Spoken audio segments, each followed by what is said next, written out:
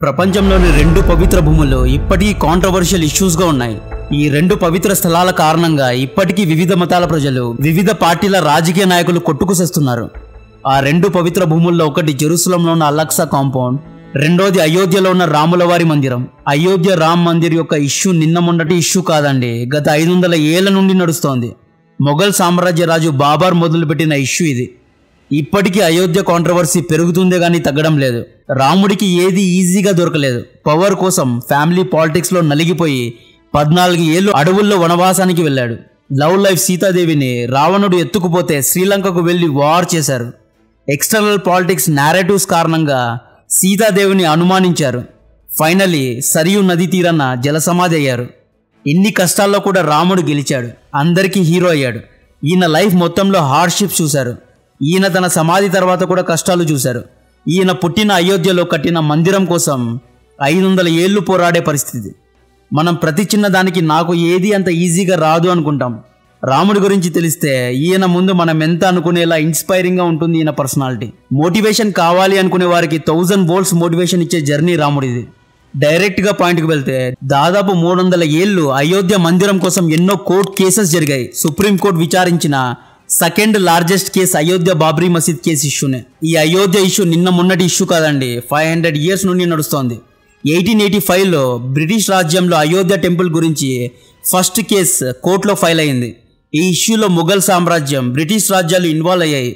అసలు ఈ అయోధ్య బాబ్రీ మసీద్ ఇష్యూ ఏంటి, ఇది ఎలా మొదలైంది, ఎలా సాల్వ్ అయ్యింది, ఈ ఇష్యూలో ఎవరెవరు ఇన్వాల్వ్ అయ్యారు, ఈ ఇష్యూ వెనుక ఉన్న రాజకీయం ఏంటి, ఈ టెంపుల్ వల్ల భారత్ ఆర్థికంగా ఎలా లాభపడుతుంది, 2024 ఎలక్షన్స్లో రామ్ మందిరం యొక్క ఇనాగ్రేషన్ ఎటువంటి రోల్ ప్లే చేయబోతోంది, ఈ టెంపుల్ ఇనాగ్రేషన్ చుట్టూ కాంగ్రెస్ బీజేపీ పార్టీ మధ్య నడుస్తున్న రాజకీయం ఏంటి అనే విషయాలు మ్యాప్స్ ద్వారా ఒక సగటు మనిషి కూడా అర్థమయ్యే విధంగా సింపుల్గా ఎక్స్ప్లెయిన్ చేస్తారు.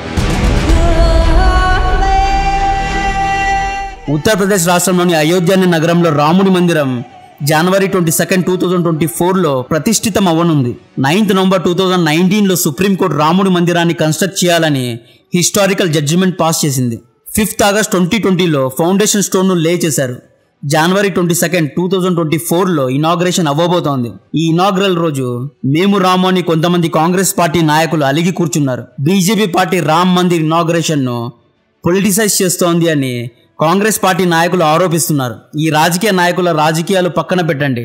మెయిన్గా ఈ అయోధ్య కాంట్రవర్సీ గురించి తెలుసుకోవాలి అంటే 10 ఏళ్ళు 100 ఏళ్ళు కాదు, 500 ఏళ్ళు వెనక్కి వెళ్ళాలి. కొన్ని ఏళ్ల క్రితం అంటే 10,000 years BCEలో రాముడు పుట్టారు అంటారు. కొంతమంది 5000 BCEలో పుట్టారు అంటారు. Institute for scientific research on Vedas planetarium software ప్రకారంగా టెక్నికలీ చూసుకుంటే రాముడు 5114 BCEలో జనవరి 10th రోజు అయోధ్యలో పుట్టారు. ఈ రెఫరెన్స్ కూడా రిలయబుల్ కాదు. చాలామంది రాముడు 1,50,000 ఏళ్ల క్రితం పుట్టారు అని నమ్ముతారు. ఈయన త్రేతాయుగంలో పుట్టారు. విష్ణువు యొక్క 7వ అవతారం ఈయన. విష్ణువు యొక్క 8వ అవతారం కృష్ణుడు, 9వ అవతారం బుద్ధుడు, 10వ అవతారం ఇంకా రాలేదు. 10వ అవతారం పేరు కల్కి. ప్రభాస్ దీని గురించి మూవీ కూడా తీస్తున్నారు. సో టెక్నికలీ కృష్ణుడి కంటే రాముడు సీనియర్ అని తెలుస్తోంది. సో హోలీ స్క్రిప్చర్ రామాయణం ఆధారంగా రాముడు అయోధ్యలో పుట్టారు. రాముడి జల సమాధి తర్వాత రాముడి డిసెండెంట్ అయోధ్య రాజ్యాన్ని చూసుకునేవారు. కట్ చేస్తే 1st century BCEలో రాజు విక్రమాదిత్య భారత్లో ఎంట్రీ ఇచ్చారు. సెంట్రల్ ఏషియా నుండి వచ్చిన సాకాస్ అనే ట్రైబల్ గ్రూప్ను ఓడించి అయోధ్యలో రాముడి మందిరాన్ని కట్టించాడు. రాముడి మందిరాన్ని 1st century BCE నుండి ట్రేస్ చేయొచ్చండి. ఈ టెంపుల్లో స్కాలర్స్ మరియు సాధువులు విద్యా బుద్ధులు బోధించేవారు. వేరు చోట్ల నుండి భక్తులు అయోధ్యకు రాముల వారి దర్శనం కోసం వచ్చేవారు. కట్ చేస్తే 1026 CEలో ఆఫ్ఘనిస్తాన్ నుండి మొహమ్మద్ గజనీ భారత్లో ఎంట్రీ ఇచ్చాడు. గజనీ అయోధ్యలో ఉన్న రాముడి మందిరాన్ని ఒక్కటే కాదు, అయోధ్యలో ఉన్న మిగతా మందిరాలను, నార్త్ ఇండియాలో ఉన్న మిగతా మందిరాలపైన రేడ్ చేసి టెంపుల్లో ఉన్న వెల్త్ను దోచుకొని అడ్డు వచ్చిన వారిని చంపేశాడు. తర్వాత అక్కడ ఉన్న లోకల్ రూలర్స్ అయోధ్య టెంపుల్ని తిరిగి నిర్మించారు. 1519లో మొఘల్ సామ్రాజ్యాన్ని స్థాపించిన జహీరుద్దీన్ బాబర్ సెంట్రల్ ఏషియా నుండి భారత్లో ఎంట్రీ ఇచ్చాడు. 1526లో పానీపత్ విజయం తర్వాత బాబర్ నార్త్ ఇండియాను కబ్జా చేసుకున్నాడు. 1528లో బాబర్ తన కమాండర్ అయిన మీర్ బాకీకు ఒక ఆదేశం ఇచ్చాడు.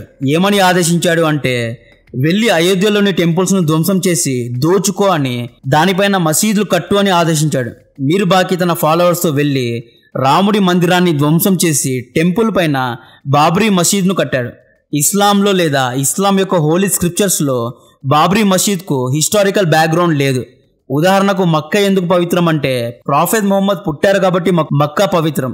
మదీనా ఎందుకు పవిత్రం అంటే ప్రాఫెట్ మొహమ్మద్ ప్రీచ్ చేసిన ఇస్లాంకు మొట్టమొదటిసారి మదీనాలోనే ప్రజల ద్వారా సపోర్ట్ దొరికింది కాబట్టే మదీనా అనేది ఫేమస్. ఇలాంటి హిస్టారికల్ రెఫరెన్సెస్ బాబ్రీ మసీద్కు లేవు. బట్ అయోధ్య గురించి రామాయణం వంటి హోలీ స్క్రిప్చర్స్లో ఉంది. సో అయోధ్య రామ్ మందిరం అనేది హిందువులకు ఎందుకు పవిత్రమైనదో ఇప్పుడు మీకు ఒక క్లారిటీ వచ్చి ఉంటుంది. సో 1528 నుండి అయోధ్యలో బాబ్రీ మసీద్ ఉంది. 1528 నుండి 1857 వరకు బాబ్రీ మసీద్కు హిందువులు ముస్లిమ్స్ ఇద్దరు వచ్చేవారు. హిందువులు ఎందుకు వచ్చేవారు అంటే ఇక్కడ ఒకప్పుడు రాముడి మందిరం ఉంది అని వచ్చేవారు. ముస్లిమ్స్ ఎందుకు వచ్చేవారు అంటే బాబ్రీ మసీద్ ఉంది కాబట్టి వచ్చేవారు. 1859లో అయోధ్య బాబ్రీ మసీద్ ఇష్యూ ఒక గేమ్ను బ్రిటిషర్లు ఆడుతారు. ఎలా ఆడుతారో చూడండి, ఇక్కడ నుండి జాగ్రత్తగా వినండి. 1857లో బ్రిటిషర్లకు వ్యతిరేకంగా హిందూస్ ముస్లిమ్స్ ఇద్దరు కలిసి గ్రేట్ ముటిని అనే యుద్ధం చేశారు. ఈ యుద్ధం తర్వాత బ్రిటిషర్లకు ఒక్కటే అర్థమైంది, హిందూస్ ముస్లిమ్స్ను ఒక్కటిగా ఉంచితే, వీరిద్దరిని ఒక్కటిగా పెడితే వీళ్ళిద్దరూ కలిసి మమ్మల్ని ఓడిస్తారు అని గ్రహించారు. వీళ్ళిద్దరిని డివైడ్ చేయాలి అని బ్రిటిషర్లు అనుకున్నారు. అప్పుడు బ్రిటిష్ గుంటనక్కలు ఒక ప్లాన్ వేశారు. 1859లో అంటే గ్రేట్ ముటిని యుద్ధం జరిగిన 2 ఏళ్ల తర్వాత బాబ్రీ మసీద్ను రెండుగా విడగొట్టారు. మసీద్ ఇన్నర్ కోర్ట్లో ముస్లిమ్స్ను అలౌ చేశారు, అవుటర్ కోర్ట్లో హిందూస్ను అలౌ చేశారు. అంటే బాబ్రీ మసీద్ మధ్యలో ఒక బ్యారికేడ్ను వేసి ఒకవైపు హిందూస్ను అలౌ చేశారు, ఇంకోవైపు ముస్లిమ్స్ని అలౌ చేశారు. ఇది డివైడ్ అండ్ రూల్ అని క్లియర్గా తెలుస్తోంది. బ్రిటిషర్లు బాబ్రీ మసీద్ను మసీద్గా ఉంచి ఉంటే పెద్ద గొడవ ఉండేది కాదు. లేదు, బాబ్రీ మసీద్ను పగలగొట్టి రామ్ మందిరం కట్టించి ఉంటే పెద్దగా గొడవ జరిగి ఉండేది కాదు. కానీ బ్రిటిష్ గుంటనక్కలు మసీద్ను రెండుగా చీల్చి హిందూస్కు ముస్లిమ్స్కు మధ్య చిచ్చు పెట్టారు. ఒకే హోలీ సైట్కు హిందూస్ ముస్లిమ్స్ కలిసి వెళ్తే గొడవలు జరగకుండా ఉంటాయా? డెఫినెట్గా జరుగుతాయి. బ్రిటిష్కు కూడా ఇదే కావాలి, హిందూస్ ముస్లిమ్స్ కొట్టుకు చావాలని. బ్రిటిష్ డిజైన్ చేసిన గేమ్ ప్లాన్ వర్కౌట్ అయింది. కూర్చొని మాట్లాడుకొని సాల్వ్ అయ్యే ఇష్యూ, చిన్న ఇష్యూను బ్రిటిషర్లు పెద్ద ఇష్యూగా మార్చారు. బ్రిటిష్ అనుకున్నదే జరిగింది. 1885లో మహంత్ రఘుబీర్ దాస్ ఫయాజాబాద్ డిస్టిక్ కోర్టులో బాబ్రీ మసీద్ను కూల్చి రాముడి దేవాలయాన్ని నిర్మించాలి అని అపీల్ చేశాడు. కోర్టు ఇతని ప్లీను రిజెక్ట్ చేసింది. 23 డిసెంబర్ 1949లో మాస్క్ లోపల రాముడి విగ్రహం ఆవిష్కృతం అయ్యింది. బట్ ముస్లిమ్స్ ఇది కావాలనే డిసెంబర్ 22 రోజు రాత్రి కొంతమంది హిందూస్ రాముడి విగ్రహాన్ని అక్కడ పెట్టి ఇది ఆటోమేటిక్గా ఆవిష్కృతం అయ్యింది అంటున్నారు అని ఆరోపించారు. సో ఈ ఇష్యూ మీద హిందూస్ మరియు ముస్లిమ్స్ కోర్టులో సివిల్ సూట్స్ను వేసుకున్నారు. కేసు కోర్టుకు వెళ్ళింది.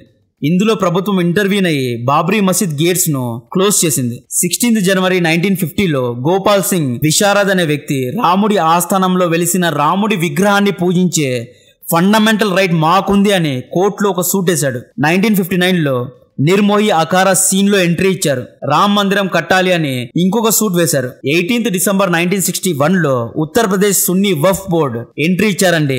బాబ్రీ మసీద్ మరియు మసీద్ చుట్టుపక్కల ఉన్న భూమి మాదే అని, మేము దీన్ని స్వాధీనం చేసుకుంటున్నామని వఫ్ బోర్డ్ క్లెయిమ్ చేసింది. 1984లో విశ్వ హిందూ పరిషత్ ఎంట్రీ ఇచ్చింది. దేశవ్యాప్తంగా ప్రొటెస్టులు చేసింది. ఇక్కడ రామ్ మందిరం కట్టాలి అని మూవ్మెంట్ ను చేసింది. ఈ మూవ్మెంట్ కు లీడర్ గా బీజేపీ లీడర్ ఎల్కే అద్వానీ గారు ఉండేవారు. ఫిబ్రవరి 1986లో ఫైజాబాద్ డిస్ట్రిక్ట్ కోర్టులో లాయర్ పాండే బాబ్రీ మసీద్ గేట్స్ ను ఓపెన్ చేయాలి అని అప్పీల్ చేశాడు. 1949 నుండి బాబ్రీ మసీద్ గేట్స్ క్లోజ్ చేయబడి ఉన్నాయి. మసీద్ లోపల రాముడి విగ్రహం వెలిసి ఉంది. ఇది అందరూ గుర్తుపెట్టుకోండి. 1986లో డిస్ట్రిక్ట్ కోర్ట్ గేట్స్ ను ఓపెన్ చేయాలి అని ఒక తీర్పు ఇచ్చింది. బాబ్రీ మసీద్ లోపల వెలిసిన రాముడి విగ్రహానికి పూజలు చేయడానికి, ప్రజలు దర్శించడానికి అనుమతి ఇచ్చింది. ఇది ముస్లింస్ కు నచ్చలేదు. ముస్లింస్ కలిసి బాబ్రీ మాస్క్ యాక్షన్ కమిటీ అనే గ్రూప్ ను స్థాపించి ప్రొటెస్ట్ చేయసాగారు. నవంబర్ 9, 1989లో విహెచ్పి బాబ్రీ మసీద్ లో టెంపుల్ యొక్క ఫౌండేషన్ స్టోన్ ను లే చేసింది. దీనికి అప్పటి ప్రధానమంత్రి రాజీవ్ గాంధీ అనుమతి ఇచ్చారు. 1989లో అయోధ్య రామ్ మందిర్ బాబ్రీ మసీద్ కు సంబంధించిన టైటిల్ సూట్స్ ను ప్లీజ్ ను అలహాబాద్ హైకోర్టు కు షిఫ్ట్ చేశారు. ఇప్పటి నుండి బాబ్రీ మసీద్ ఇష్యూలో 2 గ్రూప్స్ ఉన్నాయి. ఒక గ్రూప్ పేరు నిర్మోహి అఖారా, వీళ్లకు రామ్ మందిరం కావాలి. సెకండ్ గ్రూప్ పేరు సున్నీ వఫ్ బోర్డ్, వీళ్లకు బాబ్రీ మసీద్ ఉండాలి. ఇక్కడ నుండి గేమ్ మొత్తం ఈ ఇద్దరు ఆడతారు. ఇక్కడ వఫ్ బోర్డ్ అంటే ఎవరు అంటే ఇది ఒక చట్టబద్ధమైన సంస్థ. ఇది మినిస్ట్రీ ఆఫ్ మైనారిటీ అఫైర్స్ కిందకు వస్తుంది. కొన్ని మిలియన్స్ ఆఫ్ స్క్వేర్ ఫీట్ భూములు భారత్ లో వఫ్ బోర్డ్ కి ఉన్నాయి. ఉదాహరణకు తాజ్ మహల్ అనేది వఫ్ బోర్డ్ యొక్క భూమి. అందరూ జాగ్రత్తగా వినండి. వఫ్ బోర్డ్ అనేది చాలా పవర్ఫుల్. దీని గురించి సపరేట్ గా వీడియో చేస్తా. సో ఇప్పటి వరకు భక్తుల మధ్య ఉన్న గొడవ 1990sలో రాజకీయంగా మారిపోయింది. ఒక పక్క వఫ్ బోర్డ్, ఇంకొక పక్క ఎల్కే అద్వానీ సైన్యం. విహెచ్పి వర్సెస్ వఫ్ బోర్డ్ అయింది. సో కట్ చేస్తే డిసెంబర్ 6, 1992లో కొంతమంది కర్ సేవక్స్ గుంపులుగా వచ్చి బాబ్రీ మసీద్ను ధ్వంసం చేశారు. డిసెంబర్ 16, 1992లో కమిటీని కూర్చోబెట్టారు. బాబ్రీ మసీద్ డెమాలిషన్ గురించిన విచారణ జరిగింది. జనవరి 7, 1993లో మన తెలుగు ఆయన నరసింహారావు గారి ప్రభుత్వంలో బాబ్రీ మసీద్ ల్యాండ్ మొత్తాన్ని సెంట్రల్ గవర్నమెంట్ తీసుకుంది, అంటే జాతీయం చేసుకుంది. దీంతో మార్చ్ 7, 1993లో ఈ ఇష్యూలో పాకిస్తాన్ ఇంటెలిజెన్స్ ఏజెన్సీ అయిన ISI ఎంట్రీ ఇచ్చింది. బాబ్రీ మసీద్ ఇష్యూలో హిందూ ముస్లిమ్స్ గొడవలు చేయించి తద్వారా భారత్ను అన్స్టేబుల్ చేయాలి అని ISI ప్లాన్ వేసింది.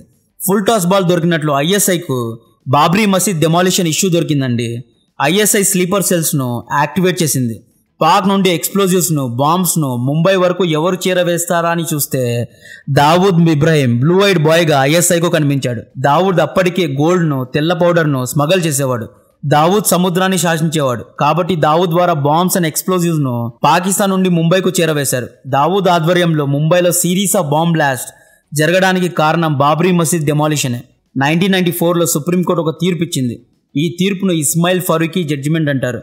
ఈ కేసును అప్పీల్ చేసిన పిటిషనర్ పేరు ఇస్మాయిల్ ఫరూకీ, కాబట్టే దీన్ని ఇస్మాయిల్ ఫరూకీ జడ్జిమెంట్ అంటారు. ఈ తీర్పులో ఏమని చెప్పారు అంటే, మాస్క్ అనేది నమాజ్ చేయడానికి వాడుకునే స్థలం లేదా ప్లేస్ మాత్రమే. బాబ్రీ మసీద్కు హిస్టారికల్ బ్యాక్గ్రౌండ్ లేదా హిస్టారికల్ సిగ్నిఫికెన్స్ లేదు. హిస్టారికల్ సిగ్నిఫికెన్స్ గురించి ఇంతకు ముందు చెప్పా కదా. సో హిస్టారికల్ సిగ్నిఫికెన్స్ లేనందున బాబ్రీ మసీద్ను ఒక ప్లేస్ నుండి ఇంకొక ప్లేస్కు మార్చవచ్చు. కాబట్టి బాబ్రీ మసీద్ను షిఫ్ట్ చేయాలి అనే తీర్పు వచ్చింది. ఈ ఇస్మాయిల్ ఫరూకీ జడ్జిమెంట్ను అలాగే గుర్తుపెట్టుకోండి. తర్వాత దీని యొక్క ఇంపార్టెన్స్ గురించి చెప్తా. సో అప్పట్లో ఈ తీర్పును కూడా అందరూ క్రిటిసైజ్ చేశారు. ఏప్రిల్ 2002 నుండి అలహాబాద్ హైకోర్టు ఈ ఇష్యూ పైన తిరిగి విచారణ మొదలుపెట్టింది. ఆగస్ట్ 2003లో అలహాబాద్ హైకోర్టు ఆదేశాలతో archaeology survey of India Babri మసీద్ దగ్గర ఎక్స్కవేషన్స్ జరిపింది. భూమిని తవ్వితే లోపల 1000 ఏళ్ల క్రితం కట్టిన హిందూ టెంపుల్ యొక్క అవశేషాలు దొరికాయి అని రిపోర్ట్ ఇచ్చారు. బట్ ముస్లిమ్స్ ఈ రిపోర్ట్ యొక్క ఆథెంటిసిటీను క్వశ్చన్ చేశారు. సెప్టెంబర్ 38, 2010లో అలహాబాద్ హైకోర్టు ఆఖరి తీర్పు ఇచ్చింది. బాబ్రీ మసీద్ కాంపౌండ్ ను 3 భాగాలుగా చేసి ఒక భాగం వఫ్ బోర్డుకి ఇచ్చింది, ఇంకొక భాగం నిర్మోయి అఖారాకు ఇవ్వాలి అని ఆదేశించింది. 3వ భాగంలో రాముడి మందిరం కట్టాలి అని తీర్పిచ్చింది. మే 2011లో ఈ ఇష్యూ సుప్రీం కోర్టుకు వెళ్ళింది. సుప్రీం కోర్టు అలహాబాద్ హైకోర్టు ఇచ్చిన జడ్జిమెంట్ కు స్టే విధించింది. 2014లో బీజేపీ పార్టీ సెంట్రల్లో గెలిచి ఎంట్రీ ఇచ్చింది. బీజేపీ పార్టీ మేనిఫెస్టోలోనే మేము ఒకవేళ గెలిస్తే రాముడి మందిరం కట్టిస్తాము అని ప్రకటించారు. సో ఇక్కడి నుండి గేమ్ ఎలా మారుతుందో చూడండి. జూలై 2018లో మళ్ళీ బాబ్రీ మసీద్ ఇష్యూ పైన సుప్రీంకోర్టులో పిటిషన్ వేశారు. ఈసారి పిటిషనర్ సుప్రీంకోర్టుతో మీరు 1994 ఇస్మాయిల్ ఫరూకీ జడ్జిమెంట్ను రెఫర్ చేయాలి అని కోరాడు. ఇస్మాయిల్ ఫరూకీ జడ్జిమెంట్ను గుర్తుపెట్టుకో అన్నా కదా. సో ఆ జడ్జిమెంట్లో ఏమని తీర్పు ఇచ్చారు అంటే, మసీద్ అనేది ప్రార్థనా స్థలం మాత్రమే. ఈ మసీద్లో ఇస్లాం యొక్క హిస్టారికల్ సిగ్నిఫికెన్స్ లేదు. మసీద్ను ఒక చోటి నుండి ఇంకొక చోటికి షిఫ్ట్ చేయొచ్చు. కాబట్టి బాబ్రీ మసీద్ని షిఫ్ట్ చేయాలి అనే తీర్పు 1994లో ఇస్మాయిల్ ఫరూకీ జడ్జిమెంట్లో వచ్చింది. ఆ తీర్పుని మళ్ళీ సుప్రీంకోర్టు 2018లో రీకన్సిడర్ చేసింది. జనవరి 2019లో, మార్చ్ 2019లో 5 మందితో కూడిన జడ్జ్ బెంచ్ దీని గురించి విశ్లేషించారు, అనలైజ్ చేశారు. నవంబర్ 9, 2019లో 2.77 ఎకర్స్ ఉన్న బాబ్రీ మసీద్ కాంపౌండ్ లో రామ్ జన్మభూమి ఆలయాన్ని కట్టడానికి సుప్రీంకోర్టు గ్రీన్ సిగ్నల్ ఇచ్చింది. అలాగే అయోధ్యలోనే ఇంకొక చోట 5 acres ల్యాండ్ను వఫ్ బోర్డుకు ఇచ్చి బాబ్రీ మసీద్ను కట్టాలి అని తీర్పిచ్చింది. సో ఈ విధంగా బాబ్రీ అయోధ్య ఇష్యూ కొలిక్కి వచ్చింది. సో జనవరి 22, 2024లో రాముడు 500 ఏళ్ళు యుద్ధం చేసి ప్రతిష్ఠితం అవ్వనున్నారు. ఇప్పుడు మీకు అర్థమైందా రాముడి మందిరం కట్టడానికి ఎంత సర్కస్ జరిగిందో? ఇనాగ్రేషన్ ఫంక్షన్ చాలా గ్రాండ్గా జరగనుంది. 1000 ట్రైన్స్ అయోధ్య కోసం రెడీ అయ్యాయి. ఈరోజు అయోధ్యలో ఎయిర్పోర్ట్ ఓపెన్ అయింది. ఈరోజు మోడీ గారు 2 అమృత్ భారత్ను 6 వందే భారత్ ట్రైన్స్ను లాంచ్ చేశారు. దాదాపు 6000 గెస్టులు రానున్నారు. ఇనాగ్రేషన్ తర్వాత దాదాపు 24 లక్షల భక్తులు అయోధ్యకు వెళ్లనున్నారు. 3 కొత్త రైల్వే స్టేషన్స్ను ఓపెన్ చేశారు. అయోధ్య రాముడు భారత్కు కాసుల పంట కూడా తీసుకురాబోతున్నారండి. సిఐటి ఎస్టిమేషన్ ప్రకారం రామ్ మందిర్ వల్ల దాదాపు 50,000 కోట్ల ఇన్కమ్ జనరేట్ అవ్వబోతోంది. అయోధ్యలో ప్రతి ఇల్లు లాడ్జ్ లాగా మారిపోయింది. భక్తులు తరలి రావడంతో ప్రభుత్వం భక్తులను రావద్దు, స్టాంపేడ్ అయ్యే ప్రమాదం ఉంది అని హెచ్చరిస్తోంది. ఇక్కడ హైలైట్ ఏంటో తెలుసా? బాబ్రీ మసీద్ కేసులో మెయిన్ పిటిషనర్ అయిన ఇక్బాల్ అన్సారీ రామ్ మందిరం రావడం అనేది హ్యాపీగా ఉంది అన్నారు. రాముడి మందిరం అయోధ్యను మహానగరిని చేసింది అన్నారు. రాముడి భక్తులకు ఫ్రీగా అకామిడేషన్ నేను అరేంజ్ చేస్తా అని ఇక్బాల్ అన్సారీ చెప్పుకొచ్చారు. సో అయోధ్య టెంపుల్ ఇనాగ్రేషన్ వెనుకున్న రాజకీయం గురించి చెప్పాలి అంటే కాంగ్రెస్ పార్టీ నాయకుల ఆరోపణ ఏంటి అంటే అయోధ్య టెంపుల్ ఇనాగ్రేషన్ను బీజేపీ పొలిటిసైజ్ చేస్తోంది, రామ్ మందిరాన్ని మేమే తీసుకొచ్చాము అని బీజేపీ షో వేస్తోంది. పర్సనల్ ఇనాగ్రేషన్ ఫంక్షన్ లాగా రామ్ మందిర్ ఇనాగ్రేషన్ ను బీజేపీ పర్సనల్ ఫంక్షన్ లాగా చూస్తోంది. మోడీ యోగి ముందుండి ఇవన్నీ చేయడం మాకు ఇష్టం లేదు, ఈ ఇనాగ్రేషన్ కు మేము రాము అని కాంగ్రెస్ ఎంపీ శశి థరూర్ గారు అన్నారు. శివసేన లీడర్ సంజయ్ రావుత్ కూడా బీజేపీ ఇనాగ్రేషన్ ను పొలిటిసైజ్ చేస్తోంది అన్నారు. రేపు బీజేపీ పార్టీ రాముణ్ణి ఎంపీ క్యాండిడేట్ గా ప్రకటించవచ్చు అన్నారు.